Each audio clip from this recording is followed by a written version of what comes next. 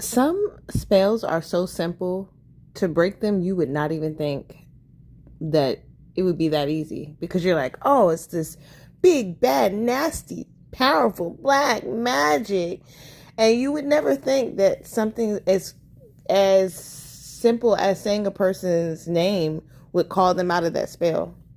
I will never forget one time my ex-best friend, I had went to his mom's house with him one day, and this was in a time where my daughter's father was battling me for custody. He was like, every 5 minutes he was like, I'm going to take you to court, I'm going to take you to court. I'm like, take me to court for what? You take care of her when she's at your house, which, mind you, I still financially provide for her when she's at your house. Okay? I'm still getting all the things that she needs, wants, and desires when she's at your house, and I drop them all off with her when I drop her to your house. He never dropped her to my house. I had to always go pick my child up. Crazy, right?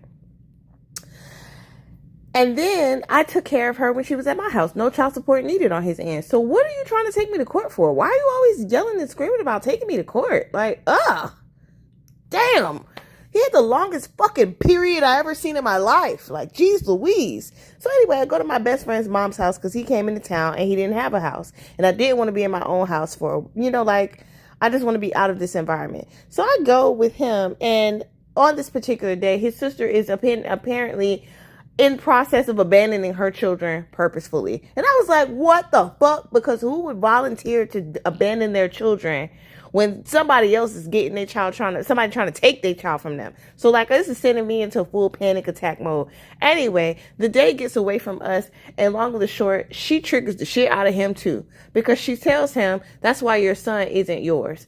Mind you, all he ever wanted was to be a dad, and he has this girl pregnant, but we didn't secretly think it was his baby because he couldn't get nobody else pregnant. This never happened before, but all of a sudden this woman gets pregnant. She don't even want the baby, right? Not with him.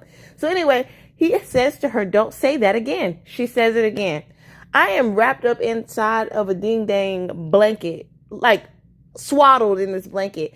And he lunges across the room, all 6'1" 1.5 inches of his body, and chokes her up a wall. Chokes her up the wall. Her feet are at his waist. He got her up this wall. She's turning blue. I'm yelling and screaming his name when I finally get over to him, beating on his back and his shoulders. I'm like, Mario, let her go, let her go, let her go. He's not there. No one's home. I said, Omar! From the depths of my soul. And when he turned and looked at me, his hazel eyes, his light brown eyes were black. There was nobody home. Slowly, the light started coming back into his eyes. And I was like, oh my God, because I had never experienced anything like that before. I'd seen black eyes. I'd seen soulless eyes before, but I never called anybody back. You know what I'm saying? Hold your mule.